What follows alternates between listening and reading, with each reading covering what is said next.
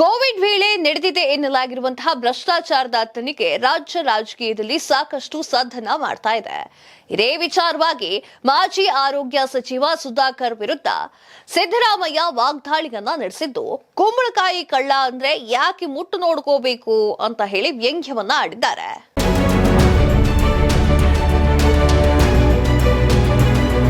Covid ಸಂದರ್ಭದಲ್ಲಿ ನಡೆದಿದೆ ಎನ್ನಲಾಗಿರುವಂತಹ ಭ್ರಷ್ಟಾಚಾರದ ಕುರಿತು ವರದಿ ಸಿಎಂ ಸಿದ್ದರಾಮಯ್ಯ ಅವರ ಕೈ ಸೇರಿದೆ. ನಿವೃತ್ತ ಜಸ್ಟಿಸ್ ಮೈಕಲ್ ಕುನ್ಹಾ ನೇತೃತ್ವದ ಸಮಿತಿ ಮಧ್ಯಂತರದ ವರದಿಯನ್ನ ಸರ್ಕಾರಕ್ಕೆ ಸಲ್ಲಿಕೆ ಮಾಡಿದೆ. ಕಾಂಗ್ರೆಸ್ ಸರ್ಕಾರ ಬಂದು 1.5 ವರ್ಷದ ನಂತರ ಈ ಪ್ರಕರಣದ ತನಿಖೆ ನಡೆಸುತ್ತಿರುವುದು ರಾಜಕೀಯ ಸ್ವರೂಪವನ್ನ ಪಡೆದುಕೊಂಡಿದೆ. ಮಾಜಿ ಆರೋಗ್ಯ ಸಚಿವ ಹಾಗೂ ಚಿಕ್ಕಬಳ್ಳಾಪುರ ಸಂಸದ ಡಾಕ್ಟರ್ ಕೆ ಸುಧಾಕರ್ ವಿರುದ್ಧ ವಾಗ್ದಾಳಿಯನ್ನ ನಡೆಸಿರುವಂತಹ ಸಿದ್ದರಾಮಯ್ಯ ಕುನ್ಹಾ ಸಮಿತಿಯ ವರದಿ ಸರ್ಕಾರದ ಕೈ ಸೇರಿದೆ. ಆದರೆ ವರದಿಯಲ್ಲಿ ಏನಿದೆ ಅನ್ನೋದನ್ನ ನಾನೇ ನೋಡಿಲ್ಲ. ಹೀಗಿರುವಾಗ ಸಂಸದ ಸುಧಾಕರ್ ಅವರಿಗೆ ವರದಿ ರಾಜಕೀಯ ಪ್ರೇರಿತ ಎನ್ನುವಂತಹ ಆಲೋಚನೆ ಬರೋಕೆ ಹೇಗೆ ಸಾಧ್ಯ ಅಂತ ಪ್ರಶ್ನೆಯನ್ನ ಮಾಡಿದ್ದಾರೆ. ಅಲ್ಲದೆ ಕುಂಬಳಕಾಯಿ ಕಳ್ಳ ಅಂದ್ರೆ ಯಾಕೆ ಹೆಗಲು ಮುಟ್ಟಿ ನೋಡ್ಕೋಬೇಕು ಅಂತ ವ್ಯಂಗ್ಯವನ್ನ ಆಡಿದ್ದಾರೆ. ಕೋವಿಡ್ ವಿಚಾರದಲ್ಲಿ ನಮಗೆ ತಮಗೊಂದು ವರದಿ ತಲುಪಿದೆ, ಯಾವಾಗ ಅದರ ಮೇಲೆ ಕ್ರಮ ಆಗುತ್ತೆ? ಕೋವಿಡ್ ವಿಚಾರದಲ್ಲಿ ನೋಡಿಲ್ಲ, ಇನ್ನು ನೋಡಿದ ಮೇಲೆ ಕ್ಯಾಬಿನೆಟ್ ಮುಂದೆ ಗುರುವಾರ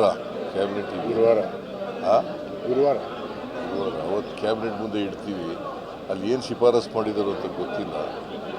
ಕ್ಯಾಬಿನೆಟ್ನಲ್ಲಿ ಡಿಸಿಷನ್ ತಗೊಳ್ಳಿ.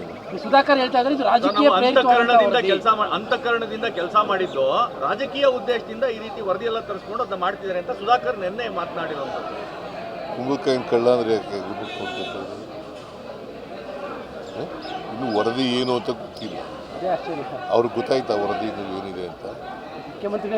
ಅಲ್ಲಪ್ಪ, ನನಗೆ ಗೊತ್ತಿಲ್ಲ, ಅವ್ರಿಗೆ ಗೊತ್ತಾಯ್ತಾ? ಕೋವಿಡ್ ವೇಳೆ ಸುಧಾಕರ್ ತಪ್ಪು ಮಾಡಿದ್ದಾರೆ, ಅದಕ್ಕಾಗಿ ಚಡಪಡಿಸ್ತಾ ಇದ್ದಾರೆ. ವರದಿಯಲ್ಲಿ ಏನಿದೆ ಅನ್ನೋದು ಅವರಿಗೆ ಗೊತ್ತಿದ್ಯಾ?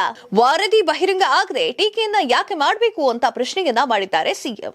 ಅವ್ರಿಗೆ ಗೊತ್ತಾಗಿದೆಯಾ ತಪ್ಪು ಮಾಡಿರ್ಬೇಕಾಗಿರೋದ್ರಿಂದ ಚಡಪಡಿಸ್ತಾ ಇರೋದಲ್ವಾ?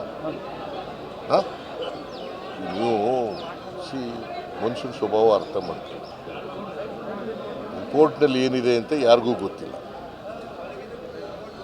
ಸುಳ್ಳು ವರದಿ ತರಿಸ್ಕೊಂಡಿದ್ದಾರೆ ಅಂತ ಹೆಂಗೆ ಗೊತ್ತಾಯ್ತು ಇವನಿಗೆ? ಹೆಂಗೆ ಗೊತ್ತಾಯ್ತು ರೀ?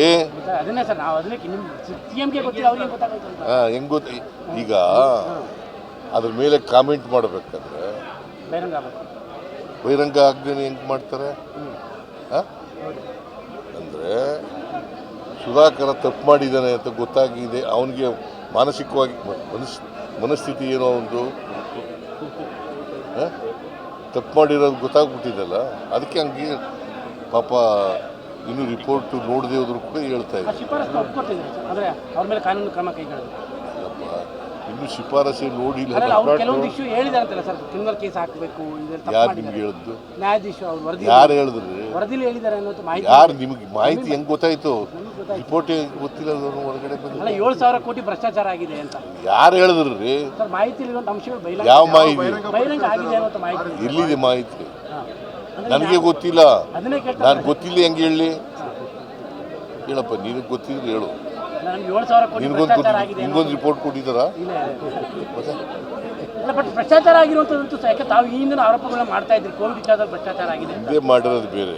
ಈ ರಿಪೋರ್ಟ್ ಏನು ಮಾಡಿದ್ದಾರೆ ಕಮಿಷನ್ ಅಧ್ಯಕ್ಷರು ಏನು ರಿಪೋರ್ಟ್ ಕೊಟ್ಟಿದ್ದಾರೆ ಗೊತ್ತಿಲ್ಲ. ಯಾವಾಗ ಬಹಿರಂಗ ವರದಿಯನ್ನು ಯಾವಾಗ ಬಹಿರಂಗ ಮಾಡ್ತೀರಾ ಸರ್? ಸಾರ್ವಜನಿಕರ ಎಷ್ಟು ಸಾರಿ ಹೇಳೋದ್ರಿ ನಿಮ್ಗೆ? ಕ್ಯಾಬಿನೆಟ್ ಮುಂದೆ ಇಡ್ತೀವಿ, ಕ್ಯಾಬಿನೆಟ್ನಲ್ಲಿ ಏನು ತೀರ್ಮಾನ ಆಗುತ್ತೆ ಅದ್ರ ಮೇಲೆ ಕ್ರಮ ತಗೋತೀವಿ.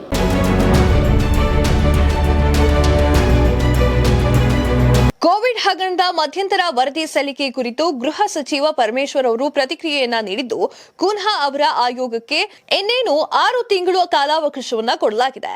ಬಿಟ್ಕಾಯಿನ್ ಪ್ರಕರಣ, ಕೋವಿಡ್ ಪ್ರಕರಣ, ವಾಲ್ಮೀಕಿ ಹಗರಣ ಪ್ರಕರಣ ಸೇರಿದಂತೆ ಹಲವಾರು ಪ್ರಕರಣಗಳನ್ನ ಬಿಡುಗಡೆ ಮಾಡುತ್ತಿದ್ದೇವೆ. ಯಾವುದೇ ತನಿಖೆ ಹಂತದಲ್ಲಿ ಇವೆಯೋ ಎಲ್ಲಾ ಪ್ರಕರಣಗಳು ರಿವ್ಯೂ ಮಾಡ್ತೇವೆ. ಇದಕ್ಕೆ ಮುಂದಿನ ದಿನಗಳಲ್ಲಿ ಒಂದು ಸಮಿತಿಯನ್ನ ರಚನೆ ಮಾಡ್ತೀವಿ ಅಂತ ಹೇಳಿದ್ದಾರೆ. ಒಟ್ನಲ್ಲಿ ಮೂಡಾ ವಿರುದ್ಧ ರಾಜ್ಯಪಾಲರು ಪ್ರಾಸಿಕ್ಯೂಷನ್ಗೆ ಅನುಮತಿ ಕೊಡ್ತಿದ್ದಂತೆ ರಾಜ್ಯ ಸರ್ಕಾರ ಬಿಜೆಪಿ ಅವಧಿಯಲ್ಲಿ ಹಗರಣಗಳಿಗೆ ಮರುಜೀವ ನೀಡಲು ಮುಂದಾಗಿದೆ. ಕೋವಿಡ್ ಭ್ರಷ್ಟಾಚಾರ ಆರೋಪಕ್ಕೆ ಸುಧಾಕರ್ ಹೇಗೆ ತಿರುಗೇಟನ್ನ ಕೊಡ್ತಾರೆ ಅನ್ನೋದನ್ನ ಕಾದ್ ನೋಡಬೇಕಾಗಿದೆ.